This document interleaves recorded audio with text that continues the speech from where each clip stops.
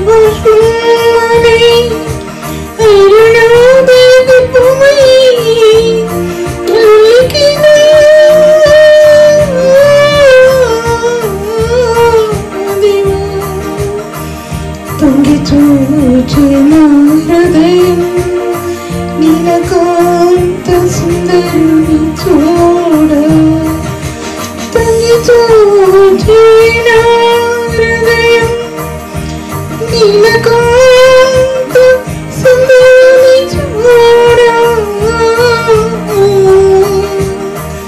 తొంగి చూచిన హృదయం నీలకాంత సుందరుని చూడ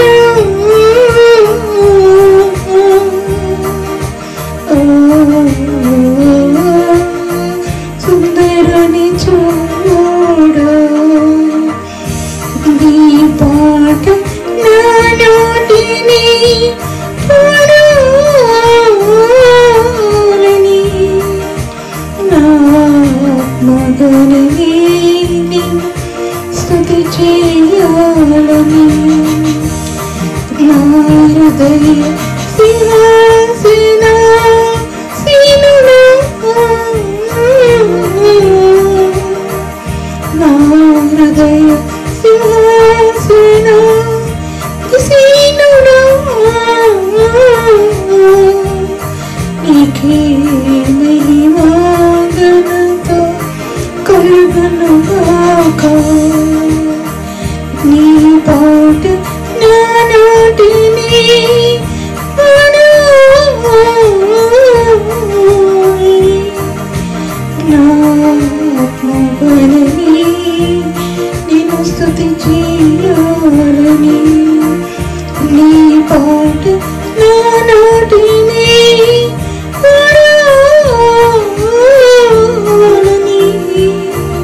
పాడాలని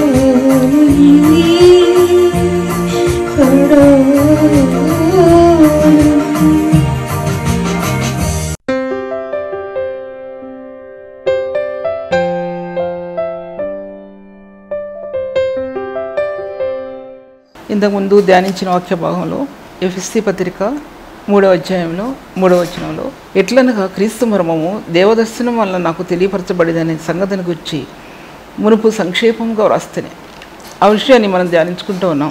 అది పూర్తి చేశాను. అది కృప ఏ విధంగా యుగాల్లో దాచబడిన కృప నూతన నిబంధనలో ఎలా ప్రత్యక్షమైంది అనే విషయాన్ని మీ మధ్యలో చెప్తూ వచ్చాను.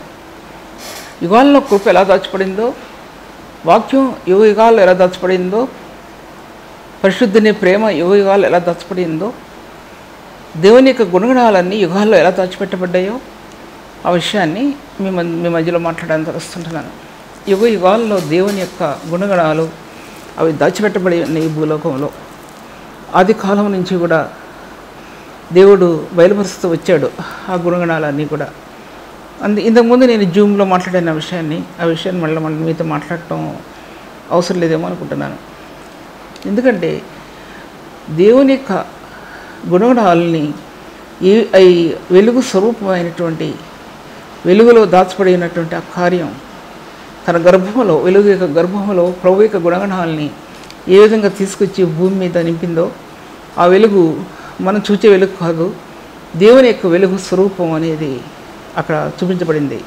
ఆ విషయం గురించి ప్రశ్నలు వేసినా సరే దానికి జవాబు కూడా సిద్ధంగా ఉంది మీకు చెప్పడానికి ఆ విషయం గురించి.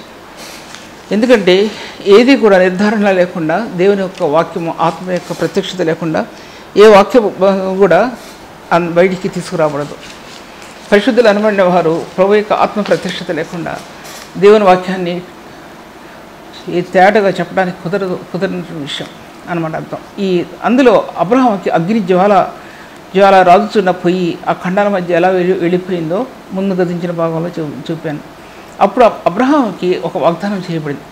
యూపర్టీస్ నది మొదలుకొని రాయబడింది, దాంట్లో ఐగుప్తు నది మొదలుకొని రాయబడింది. మొత్తం ఐగుప్తు నది మొదలుకొని అధ్యాయం చూసుకోండి. దాంట్లో కనానీయులు, పెరిజీలు, ఎబూసీయులు, ఈ దేశాలన్నీ, ఆ యొక్క రాజ్యాలన్నీ, లేకపోతే వారి సంతానం అంతా కూడా కొట్టివేయబడింది అని రాయబడింది. ఐగుప్తు నది మొదలుకొని కారణం అనే విషయాన్ని మీతో మాట్లాడదలుస్తున్నాను. హగరుకి ఇచ్చిన వాగ్దానం ఐగుప్తు దేశంలోంచి తీసుకురాబడినటువంటిది హగరు తర్వాత హగరుకి అబ్రహాముకి ఇచ్చిన వాగ్దానాలు రెండు కూడా బైబిల్ గ్రంథంలో రాయబడ్డాయి. తర్వాత రెండవదిగా ఆ ప్రదేశానికి యేసేపు వెళ్ళినట్లుగా మనం చూస్తాం. యేసేపు వెళ్ళినట్లుగా చూస్తాం. అమ్మివేయబడి త్రోసివేయబడి అటువంటి వ్యక్తి యేసేపు ఆ దేశానికి ఇష్మాయేలు కొనుక్కొని ఐగుప్తు దేశంలోకి వాళ్ళు అమ్మవేస్తారు తీసుకెళ్ళి.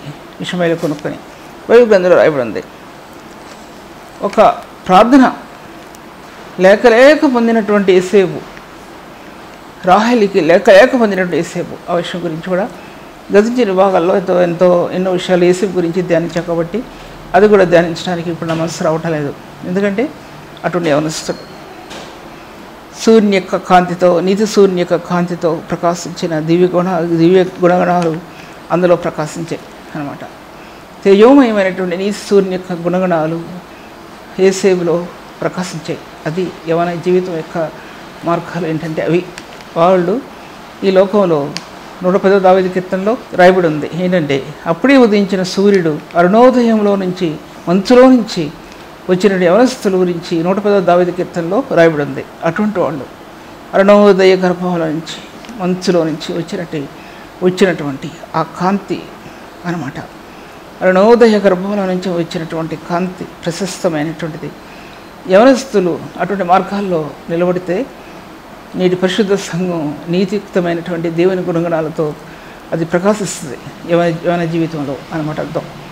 తర్వాత ఐగుప్తు దాసి అయిన హగరు మరలా తన కుమారుడికి ఐగుప్తు దేశం వెళ్ళి ఒక స్త్రీని తీసుకొచ్చి ఇష్మాయేలుకి భార్యగా చేస్తుంది. ఆ విషయం కూడా మనకు తెలుసు. అదేంటి, అటు అబ్రహాంకి ఇచ్చిన వాగ్దానం, ఇటు హగరుకి ఇచ్చిన వాగ్దానాన్ని బట్టి ఐగుప్తు దేశం వాగ్దానాల్లో చేర్చబడింది. ఐగుప్తు దేశం మొదలుకొని అంటే వాగ్దానాల్లో చేర్చబడింది. ఆ వాగ్దానాల్లో ఎందుకంటే ఐగుప్తు దేశం అంతా కూడా ఒక హగరు యొక్క ప్రార్థన ఒకటి, తన కుమారుడిని ఇష్మాయేలు కొరకు హగరు యొక్క ప్రార్థన, అబ్రహాం యొక్క ప్రార్థన తన కుమారుడైన ఇష్మాయేలు కొరకు హగరు యొక్క ప్రార్థన. ఎడారి భూములు ఫలభరితమయ్యాయండి. ఫరాను అరణ్యం నీటి ఊటగా మారిపోయింది. అటువంటి అరణ్యాలు, ఆ అరణ్యం అనేది అది రాయబడి ఉంది గలతీ రాసిన పత్రికలో. 2 స్త్రీలు 2 నిబంధనలు ఏమన్నారు. హగరు అనేది అరేబియా దేశంలో ఉన్న నాయకుండే రాయబడి ఉంది. తర్వాత శారా గురించి కూడా ఆమె స్వతంత్రాలు అని రాయబడి ఉంది బైబిల్ గ్రంథంలో. ఒకసారి చూసుకోండి. నేను ఒక మాట గొప్పన బయట వచ్చు కానీ చెప్పడంలో తప్పు వస్తేమో అని ఇది చూసుకోండి ఒకసారి. తర్వాత అటు ఆశీర్వాదం స్త్రీలను బట్టి దేవుడు దయచేశాడు. స్త్రీలు ఒక ఐగుప్తు దేశానికి చెందినటువంటి స్త్రీ అండి. అబ్రహాం యొక్క సహచర్యలో మొట్టమొదటిగా తను పారిపోయినా సరే రెండోసారి తన ఇష్టానుసారంగా పారిపోలేదు. కానీ ఇంకా అక్కడ అబ్రహాము నీళ్ళతో తిత్తి ఆహారాన్ని భుజం మీద పెట్టి ఆ స్త్రీకి ఇచ్చి ఆ కుమారుడిని పంపివేసినప్పుడు ఎంత ఏడ్చుంటాడు. తన కుమారుడిని పంపిస్తుంటే అరణ్యంలోకి, ఎక్కడా తెలియని అరణ్యం, మనిషి సంచారం లేని అరణ్యంలోనికి తను పంపించి వేస్తున్నప్పుడు ఎంత వేదన పడి ఉంటాడండి. ప్రభు అబ్రహాం యొక్క వేదన ఎంత గుర్తించుంటాడండి. ఆ కారారణ్యంలో షూరి మార్గంలో ఎదురుగా అక్కడ టెంట్స్ అంటే గుడారాలు ఏర్పరచుకొని ఆ స్త్రీ ఉన్నప్పుడు దానికి ముందుగా నీళ్ళ ఊట చూచి నీళ్ళు త్రాగించింది. తర్వాత ఆ గుడారాన్ని వేసుకున్నప్పుడు ఎలా ఉండుంటుంది పరిస్థితి. విలుకాడు ఆయను అని రాయబడి ఉంది. విలుకాడు ఆయన ఎంత ఆశ్రయించాడండి. టెంట్స్ వేసుకుని ఉన్నటువంటి ఆ గుడారాలు రాజగృహాల్లాగా అయిపోయినాయి. బైబిల్ గ్రంథంలో చదవండి. ఆది ఖండంలో షూరు మార్గంలో వారి నివాసం ఏర్పరచుకున్న తర్వాత కింద రాయబడి ఉంది. వారి యొక్క ప్రదేశాలన్నీ కూడా కోటలైపోయాయి అని చూపించబడింది. ఇది కారణం ఏంటంటే ఆయన యొక్క వాగ్దానం, ఆ కృప ఆ దాస సంతానం మీద నిలబడిపోయి ఉందండి. అది ఎఫ్సి పత్రికలో రాస్తూ ఉంటాడు. ఈ హేతు వచ్చేది 3వ అధ్యాయం. అన్ని జీవులు మీ నిమిత్తము క్రీస్తు యేసు యొక్క ఖైదీనైన పౌలు నేను ప్రార్థించున్నాను. మీ కొరకు నాకు అనుగ్రహింపడిన దేవుని కృప విషయమైన ఏర్పాటును గురించి మీరు విన్నారు. ఎట్లనగా క్రీస్తు మర్మము ఆ కృపను గురించి మీరు విన్నారు. ఆ కృప ఎటువంటిదంటే అరణ్యయాత్రలో, పరాణ అరణ్యంలో, ఇంకా మరొక అరణ్యంలో ఆమె తిరుగులాడుతున్నప్పుడు, ఆ బిడ్డను ఎత్తుకుని తిరుగులాడుతుంటున్నప్పుడు ఆ వేదన అసలు ఎవరు మరవగలరండి? ఎవరు మర్చిపోగలరా? దేవుడు ఆమె కన్నీటిని ఎలా జ్ఞాపకం చేసుకుంటాడండి? ఎలా జ్ఞాపకం చేసుకుని ఉంటాడు? హగరు నీకేమొచ్చింది, నువ్వు భయపడబాకు. బేర్షాబరణ్యంలో ఒక దాసి, అబ్రహాం దాసి తన కుమారుడు పట్టుకొని తిరుగులాడుతుంటున్నప్పుడు ఆ కన్నీటికి అంతుందండి, అంతుందా? మన జీవితాల్లో కూడా మన బిడ్డల్ని, చిన్న బిడ్డలు అవ్వచ్చు, యవనస్తులు అవ్వచ్చు, ఇంకా పెద్దవాళ్ళు అవ్వచ్చు అండి, విశ్వాసరాలైన తల్లి విశ్వాసమనే అనే ఆత్మ ఖడ్గాన్ని చేత పుట్టుకొని దేవుని సన్నిధిలో పెనులాడుతుంటున్నప్పుడు తన బిడ్డల కోసం దేవుని కృప ఎలా విస్తరించిందో అనే విషయాన్ని మనం జ్ఞాపకం చేసుకోవాల్సింది. అక్కడ ఐగుప్తు దేశంలో నుంచి ఆ స్త్రీని తీసుకుని వచ్చి తన కుమారుని భార్యగా చేసిన విషయాలు మీకు విజ్ఞాపం చేస్తున్నట్టున్నాను. తర్వాత ఈ మర్మం ఇప్పుడు ఆత్మమూలముగా దేవుని పరిశుద్ధులకు, 3:5 దేవుని పరిశుద్ధులకు, అపోస్తులకు ప్రవక్తలకు బయలుపరచబడి ఉన్నట్లుగా పూర్వకాలంలో యందు మనుషులకు తెలియపరచబడలేదు.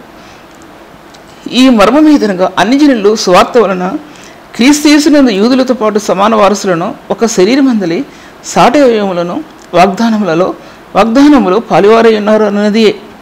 దేవుడు కార్యకార్యకు తన శక్తిని బట్టి నాకు అనుగ్రహించిన కృపావరం చొప్పున నేను ఆ స్వార్థకు పరిచారకుడనైతిని. ఎలా అన్ని జనాంగం, ఎఫెసీ సంఘం అంతా కూడా అన్ని జనాంగం వాళ్ళు ఎటువంటి వాళ్ళలో ముందు భాగాల్లో మీకు వివరించాను.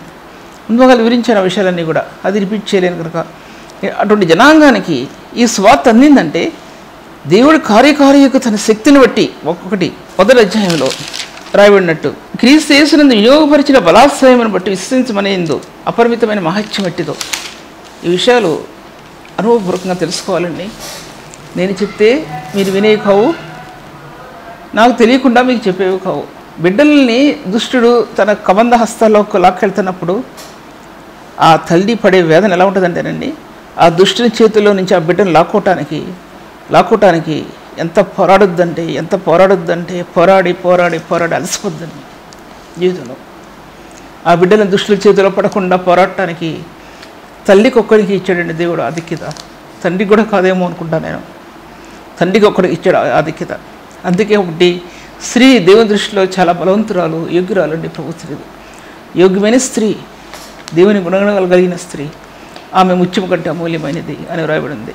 ఈ పరిశుద్ధమైన ప్రేమను ధరించుకున్న స్త్రీలు పాత నిబంధనలో ఉన్నారు, కొత్త నిబంధనలో కూడా ఉన్నారండి. తిమోతి అయినటువంటి తల్లిని అవ్వని గురించి అపోస్తలుడైన పౌలు రాస్తూ, తిమోతి నీ కన్నీళ్ళని నేను జ్ఞాపకం చేసుకున్నాను. ఎందుకంటే మొదట నీ అవ్వయైన లోయలోను నీ తల్లిని యునీకిలోనూ ఉన్నది, అది నీలో కూడా వసించున్నదని నేను రూఢిగా నమ్ముతున్నాను.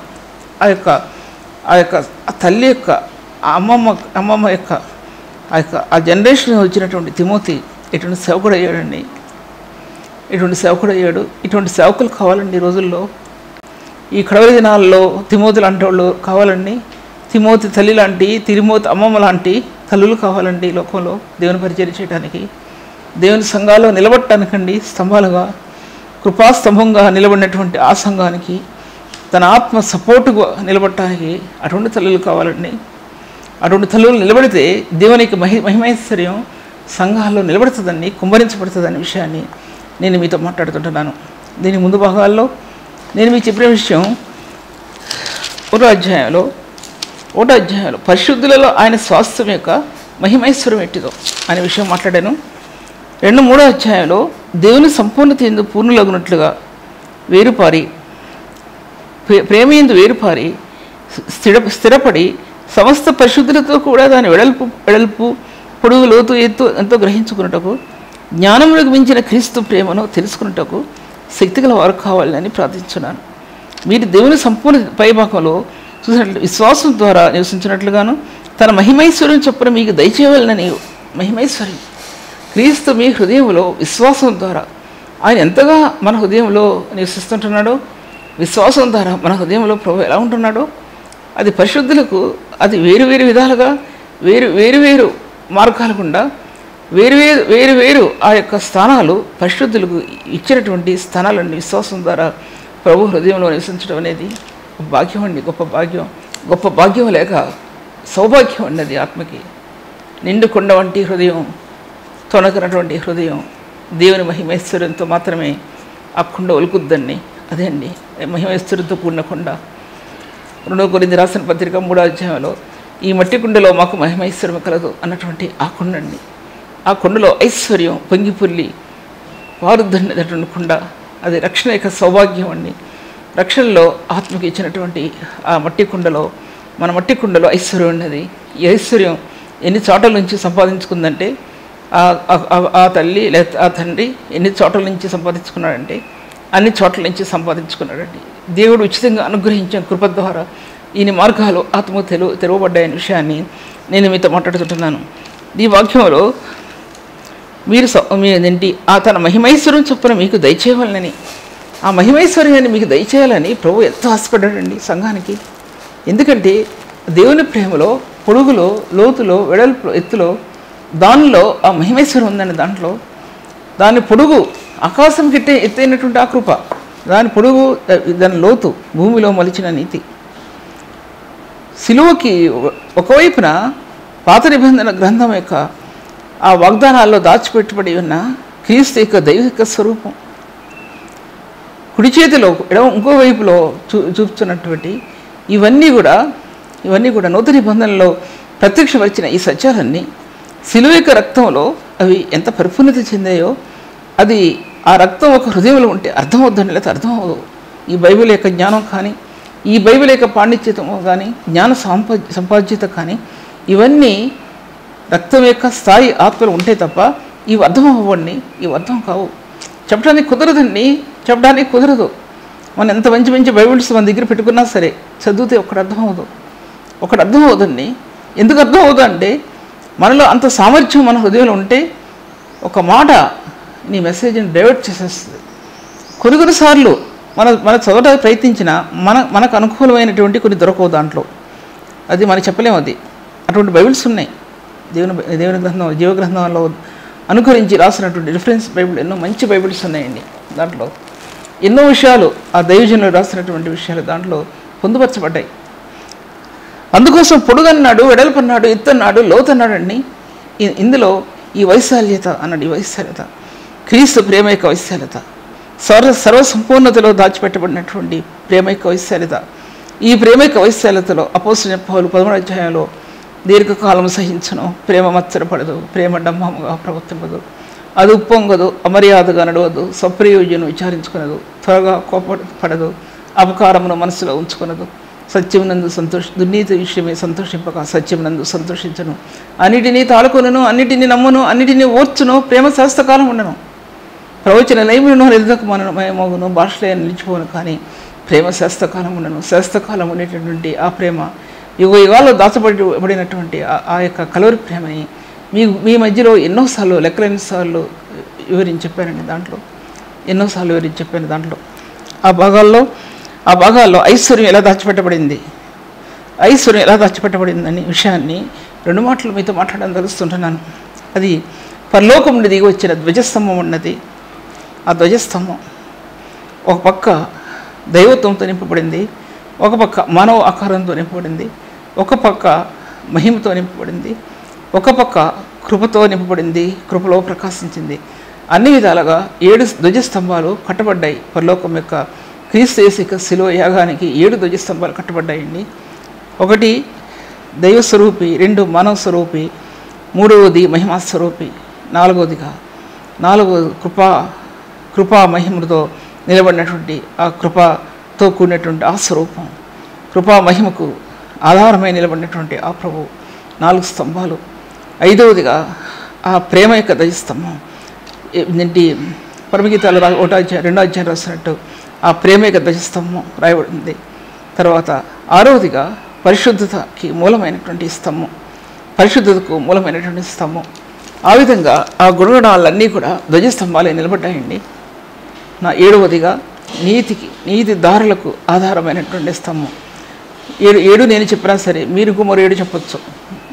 నేను 7 చెప్పానంటే 7కి కూడా ఎన్నో సత్యాలు ఈ 7 దాచిపెట్టబడి ఉన్నాయండి. కృప అనేది ఆదిమ కాలంలో నుంచి కూడా యుగాల్లో దాచిపెట్టబడి దొర్లిందండి. మానవ లోకంలో ఈ వీధుల్లో పిలిచిందండి, ఈ వీధుల్లో అంగలార్చిందండి ఆ కృప యుగాల్లో. ఆ కృప ఆ కొత్త నిబంధనలో వచ్చేపడికి మహిమతో ప్రకాశించిందండి ఆ కృప. ఎంత చెప్పినా సరే కొన్ని చెప్పడానికి కుదరదు ఈ సమయంలో. రెండవదిగా ప్రేమ అనేది సర్వసంపూర్ణతలో దాచిపెట్టబడినటువంటి ఆ స్థానం అండి ప్రేమ. ఆ ప్రేమ యొక్క ఆ మార్గాలే వేరు, ఆ పలుకులే వేరు, ఆ ఉలికించే విధానమే వేరు, ఆ సంపూర్ణతలో దాచిపెట్టబడినటువంటి మాధుర్యతే వేరు, సర్వ సంపూర్ణతలో క్రీస్తుని ఎత్తి చూపించినటువంటి ఆ ప్రేమే వేరు. యుగాల్లో నిలబడటం కాదు, సర్వ పరిపూర్ణతలో నిలబడినటువంటి ఆ ప్రేమ, పరిపూర్ణమైనది, శాస్త్రకాలం ఉన్నది ఆ ప్రేమ. 13వ అధ్యాయం కొరింథీ రాసిన పత్రిక 1వ అధ్యాయం, కొలస్సీ రాసిన పత్రిక 1వ అధ్యాయం 19-20 వచనాల్లో, తర్వాత కొలస్సీ రాసిన పత్రిక 2వ అధ్యాయం మధ్య భాగాలు ముందు భాగంలో ఉంది దైవత్వం యొక్క సర్వ పరిపూర్ణత. ఈ దైవత్వాన్ని ఒక వ్యక్తి గ్రహించగలగటానికి ప్రేమను గ్రహించగలగాలండి. ప్రేమను గ్రహించగలిగితే దైవత్వం ఆత్మకత్వం అవుతుంది. ప్రేమ గ్రహించే వ్యక్తి ఇటువంటి తొలగిపోవటానికి సాధ్యపరచబడదు. ఆ ప్రేమ అనేది కల్వరి రక్తం యొక్క బిందు, నీ ఆత్మలో పోయబడినటువంటి సుగంధాభిషేక తైలం, పరిమళ తైలం, పోయబడినటువంటి పరిమళ తైలం, సుగంధాభిషేక తైలం, బంగారు యొక్క తేజస్తో సువర్ణమయమైనటువంటి అభిషేక తైలం నీ ఆత్మలో కల్వరి రక్తం ద్వారా, ఆ స్పాట్ ద్వారా నీ ఆత్మకు అందినటువంటి ఆ సువర్ణాభిషేక తైలం, అది పరిశుద్ధాత్మ యొక్క అభిషేక తైలం నీ ఆత్మ లభిస్తేనే ఆ ప్రేమ యొక్క మార్గాల్లో నీ ఆత్మ ప్రయాణించడం చూస్తావు, లేకపోతే నువ్వు చూడలేవు. ఇతరులను ప్రేమించలేని వ్యక్తివి, నీ సొంత సహోదరుని ప్రేమించలేని వ్యక్తివి, అది అబద్ధికుడు అవుతావు నువ్వు. అట్టి వ్యక్తి జీవమునందు నిలిచిన వ్యక్తి కాడు అని రాయబడింది. ప్రేమలో ఒక హృదయం పరిపూర్ణం చేయబడింది, పత్రికలో రాయబడింది. దేవుని ప్రేమించే ప్రతివాడును తన సహోదరుని ప్రేమించడం. సహోదరుని ప్రేమించలేకపోతే అతనిలో నిత్య జీవం ఉండదు అని రాయబడింది. అది ప్రేమ యొక్క పరిపూర్ణత అనేది 13వ అధ్యాయం చూపిస్తే ప్రేమ యొక్క వర్గాలు ఏంటి యోహాను పత్రికలో చూపించబడింది. ఆ ప్రేమ కల్వరిలో యాగమైంది, ప్రేమ అర్పణమైంది, ప్రేమ దేవునికి ప్రీతికరమగినట్లు మనం సేవ చేయడానికి ప్రేమ అర్పణమైంది, యాగమైంది, ఉన్నతమైన మార్గాల్లో నిలబడింది. ఆ ప్రేమ పరిశుద్ధని ప్రేమ ఈ లోకంలో అర్పణగా బలిగా చేయబడిన ఆ ప్రేమలో నీ హృదయం ఒకసారి రుచి చూచిందా? నువ్వు చూడకపోతే ఈ వాక్యం నీకు ఏమాత్రం అర్థం కాదు. ఏదో చెప్పుకెళ్ళిపోతున్నాను అనుకుంటున్నారు, కానీ ఒక్కొక్క పదం కూడా పరిశుద్ధమైన సన్నిధిలో నాకు లభించిన ఈ పదజాలాలు, ఆత్మను పోషించిన ఈ పదజాలాలని నేను మీ మధ్యలో పెడుతుంటున్నాను. ఈ యొక్క ప్రేమకి సరిహద్దులే లేవు. దాని పొడవు, లోతు, ఎత్తు, ఎడల్పు గ్రహించడానికి ఎవరికి కూడా సామర్థ్యం లేదు అనే విషయం మీతో మాట్లాడుతుంటున్నాను. అందులో పరిశుద్ధుల ఐశ్వర్యం దాచిపెట్టబడింది. ఈ 7 ధ్వజస్తంభాలు అందులో కట్టబడ్డాయి, ఈ ఐశ్వర్యంలో కట్టబడ్డాయి. శిలువకు సపోర్ట్నిచ్చే 7 ధ్వజస్తంభాలు. ఆ శిలువను హత్తుకున్న వ్యక్తికి, ఆ శిలువ యొక్క లో దాచబడిన క్రీస్తుని హత్తుకున్న వ్యక్తి, ఏకాత్మైన వ్యక్తికి, ఏక శరీరమైన వ్యక్తికి, ఆ పాదాలు పట్టుకున్న వ్యక్తికి ఈ 7 ధ్వజస్తంభాల్లో ఉన్న విశిష్టత ఆత్మకు అర్థం అవుతుంది, లేకపోతే అర్థం కాదనే విషయాన్ని మీతో మాట్లాడుతుంటున్నాను. ఏ విధంగా ప్రేమ అంత ఉన్నతమైన మార్గాల్లో నిలబడిందో కృప గురించి చెప్పాను కదా ఎన్నోసార్లు. కృప కూడా అంత ఉన్నతమైన మార్గాల్లో నిలబడింది, పరిశుద్ధత కూడా అంత ఉన్నతమైన మార్గాల్లో నిలబడింది. కణాలు, జ్వాలలు, మహిమ యొక్క జ్వాలలు, అగ్ని జ్వాలల్లో ఈ పరిశుద్ధ కళలు విభాగించబడ్డాయి. అవి ఆత్మలో ఉన్నతమైనటువంటి మనోహరమైన స్థానాల్లో నిలబెట్టింది పరిశుద్ధ కణాలు. ఈ పరిశుద్ధ కణాలు దేవుని గ్రంథం యొక్క గ్రంథాన్ని విడదీయటానికి విభాగించబడింది. దేవుని గ్రంథం పరిశుద్ధ జీవితంలో. పరిశుద్ధ జీవితం లేని వ్యక్తి ప్రేమను రుచూచినవాడు కాడు. ప్రేమను రుచూచిన వ్యక్తి పాపంలో జీవించేవాడు కాదు. పరిశుద్ధతను జీవించేవాడు. దేవుని గ్రంథం యొక్క మార్గాలు ఆత్మకు తెరవబడ్డాయనే విషయాన్ని నేను మీతో మాట్లాడుతుంటున్నాను. పరిశుద్ధమైన మార్గాలు, జీవ మార్గాలు ఆత్మకు అందించబడ్డాయనే విషయాన్ని నేను మీతో మాట్లాడుతుంటున్నాను. అటువంటి ప్రభుని గురించి నేను మీతో మాట్లాడుతుంటున్నాను. దేవుని వాక్య వివాహాల్లో చూసినట్టయితే 7 ధ్వజస్తంభాల్లో కృప ఎటువంటిదో, ప్రేమ ఎటువంటిదో, పరిశుద్ధత ఎటువంటిదో, పరిశుద్ధత గురించి లెక్కలు ఎన్నిసార్లు చెప్పాను. కానీ ఇప్పుడు చెప్పిన మాటలు మరి ఎన్నడూ కూడా చెప్పినటువంటి మాటలు మీ మధ్యలో చెప్తాను. పరిశుద్ధత అనే పదం నీ ఉన్నతమైన దర్శనంలో ఈ పరిశుద్ధ కణాలు వెదజల్లబడితేనే నీ ఆత్మలో ఈ ఉన్నతమైన దర్శనం క్రీస్తు నుంచి నువ్వు పొందుతావు, లేకపోతే పొందలేవు. పరిశుద్ధతే దేవుని మందిరమునకు అనుకూలము. అటువంటి పరిశుద్ధత నీ ఆత్మలో నుంచి పుట్టాలి, వేరొక ఆత్మలో నుంచి కాదు. నీ ఆత్మలో నుంచి పుడితే దేవుని గ్రంథం ఉన్నతమైన స్థలాల్లో, ఉన్నతమైన మార్గాల్లో దేవుని యొక్క ఆ యొక్క సంఘం అనేది ప్రకాశించడం నువ్వు చూస్తావు.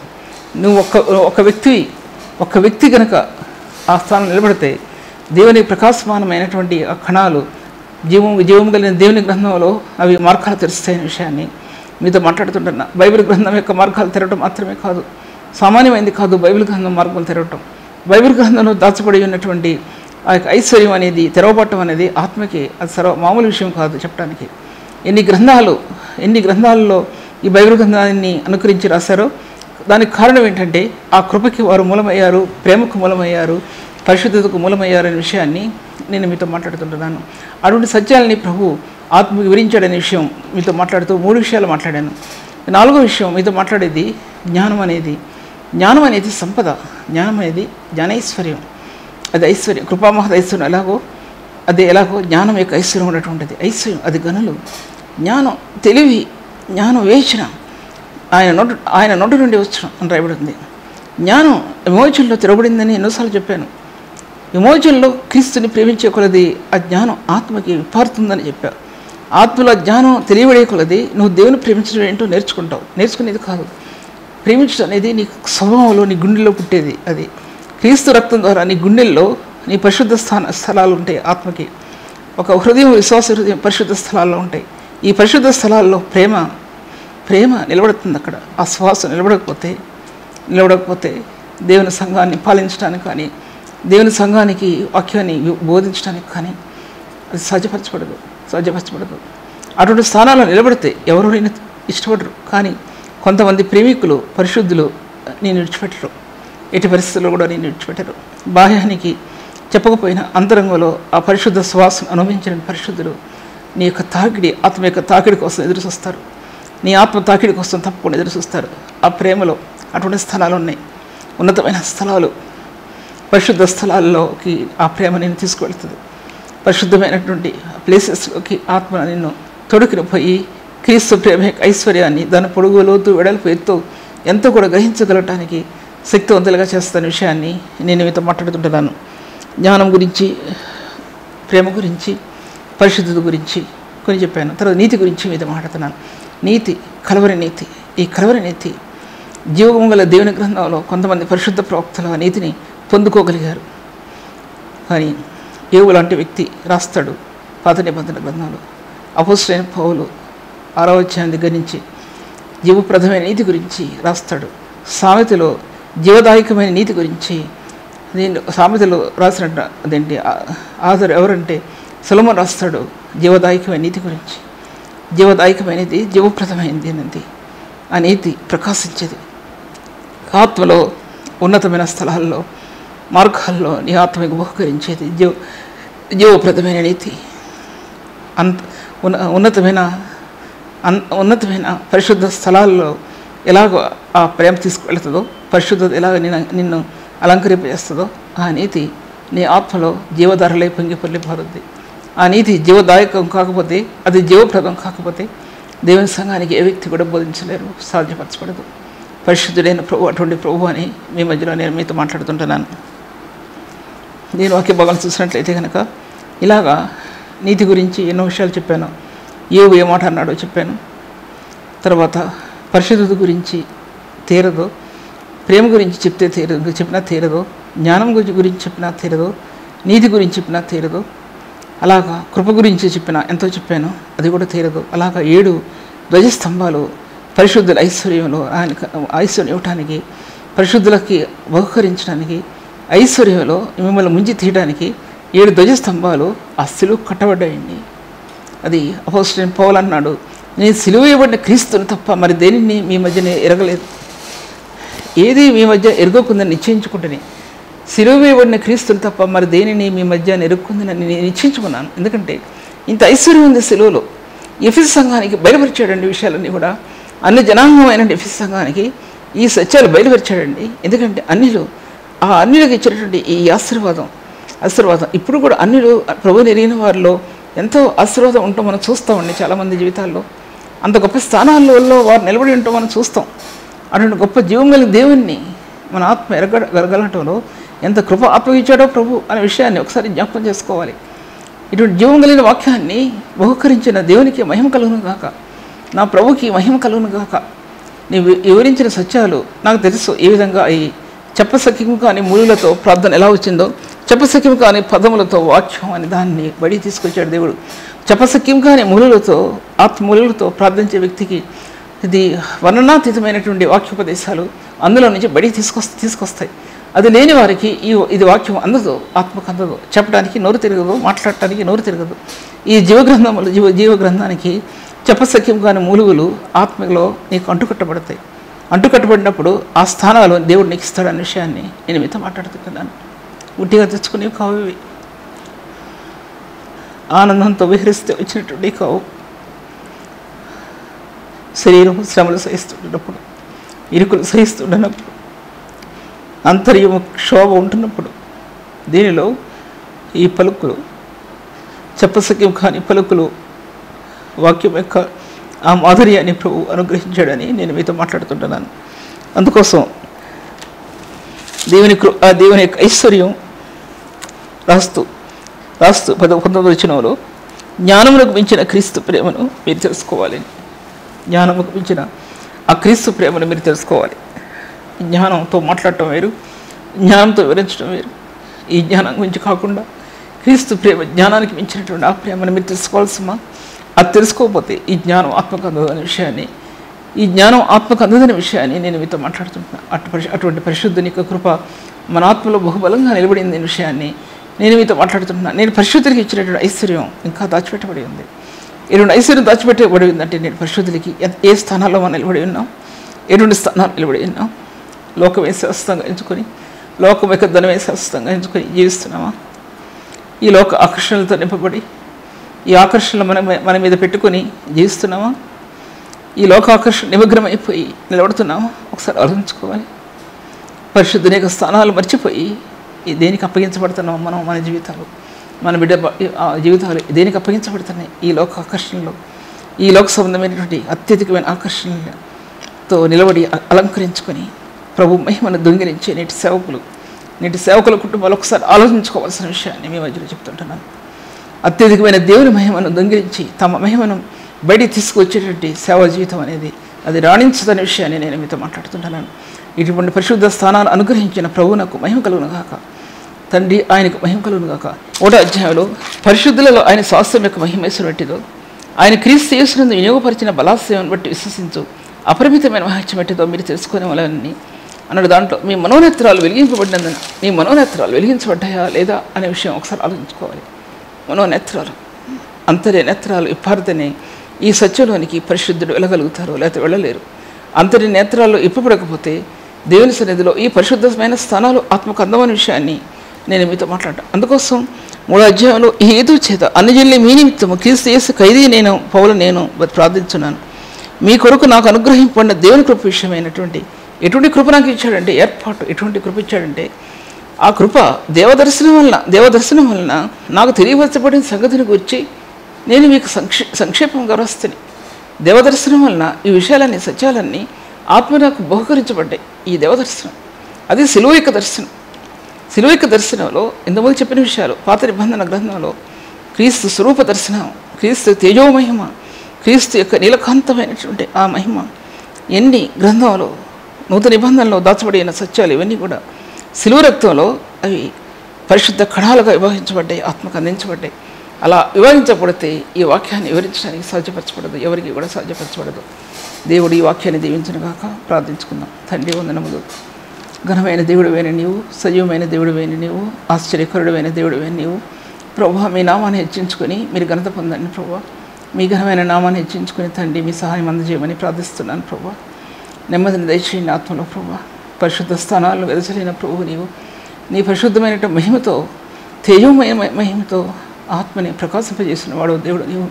పరిశుద్ధుల ఐశ్వర్యాన్ని కృమరించినటువంటి దేవుడు నీవు ప్రభు. పరిశుద్ధుల్లో దాచబడి ఉన్నటువంటి ఆ స్థానాల్లో నీవి తండ్రి. ఆ ఉన్నతమైన స్థలాల్లోనికి ఆయన ఆత్మతో తీసుకుని వెళ్ళి నీ పరిశుద్ధ కణాలతో ఆత్మని పరిచేసిన ప్రభు నీవు తండ్రి. మహిమాయుక్తుడైనటువంటి దేవుడు నీవు ప్రభు. మీరు ఘనత పొందండి తండ్రి. ఈ వాక్యమును ఆశీర్వదించమని ప్రభు దీవించమని యేసు నామములో స్తుతించి వేడుకుంటున్నాను తండ్రి. ఆమేన్. ఇంతవరకు సిస్టర్ సుల్తాన్ నవీ గారి వాక్యాన్ని ఆత్మలో ఆనందించి దేవుని మేలు పొందాలని నమ్మి దేవుని స్తుతిస్తున్నాం. మీ యొక్క అభిప్రాయాలు కామెంట్స్ ద్వారా మాకు తెలియపరచండి. Please like, comment, share and subscribe. God bless you all.